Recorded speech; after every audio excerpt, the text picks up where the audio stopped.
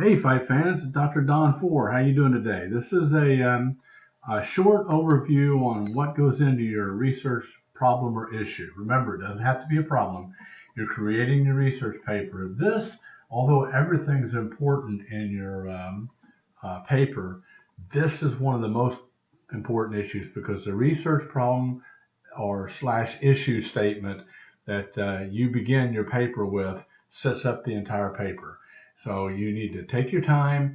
You need to be as thorough as possible. You need to identify the issue at hand, whatever it might be, and give background. Make sure that you provide enough background that the reader understands exactly where you're going.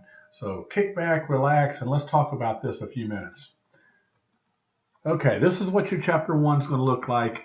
The outline is the problem issue statement, overview of the problem and issue, purpose, scope, research questions, the hypothesis, and variables that you're going to study. And in some cases, not all cases, the program outcomes that you're looking at.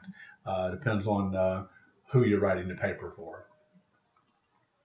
So how do I determine my research problem?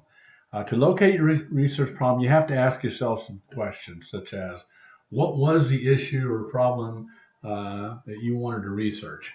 What is it that you want to research? How do you determine that there's something that you want to look at? Well, there's a lot of ways to do that. Sometimes it's just something that's going on in the workplace that you want to review. Morale's down in my organization. I don't really understand why. I don't even know if it is, but I feel like it is. So you might find some way to test that, and that would be your issue statement that you talk about.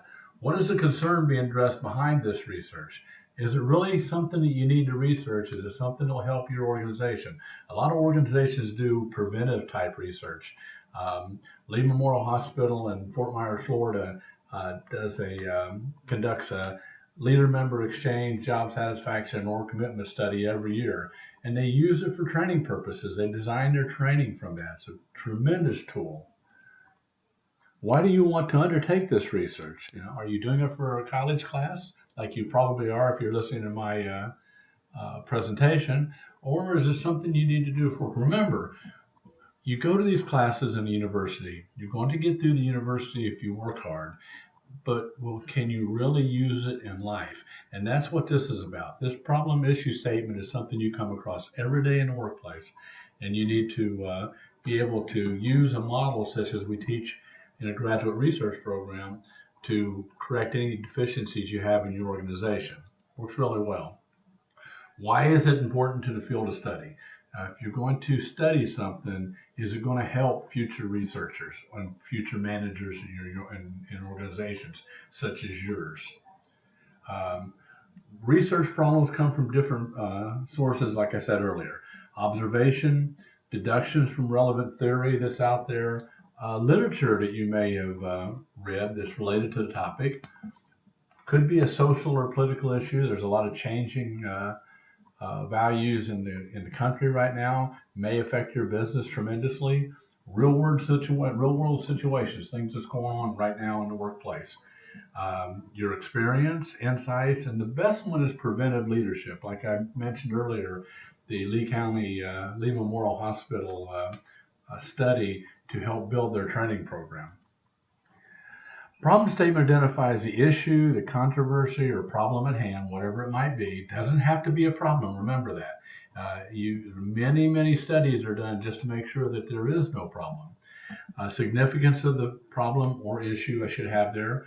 The educational context, the specific purpose, and the research questions and hypothesis, limits the target population, variables, because you want to narrow your focus. The study at Lee Memorial looks at leader member exchange, how leaders and followers get along, and how that affects job satisfaction and organizational commitment. And then the framework for reporting results, because you need a framework and you should identify that right up front in your opening statement. Writing the problem statement, you write an overview of the research problem or issue, a lot of the background, some justification for why you want to study this issue or problem.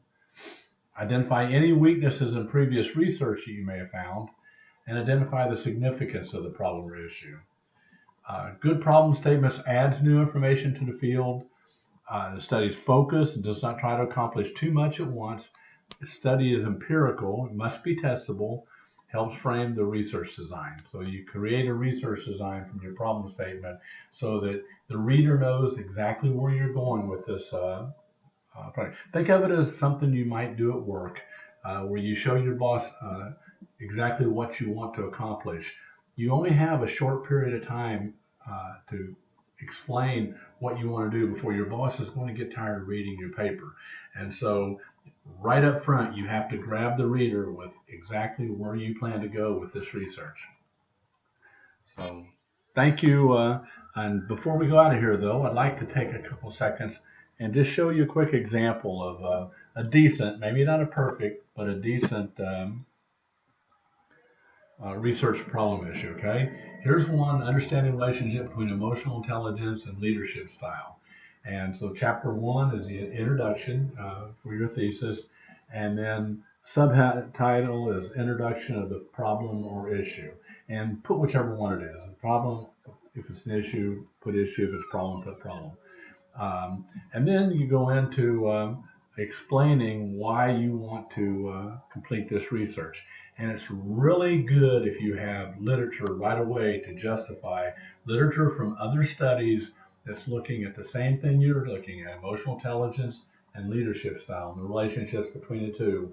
And in this particular case, this example uses several sightings that have agreed that researchers indicate that in general there's a positive relationship between emotional intelligence and leadership.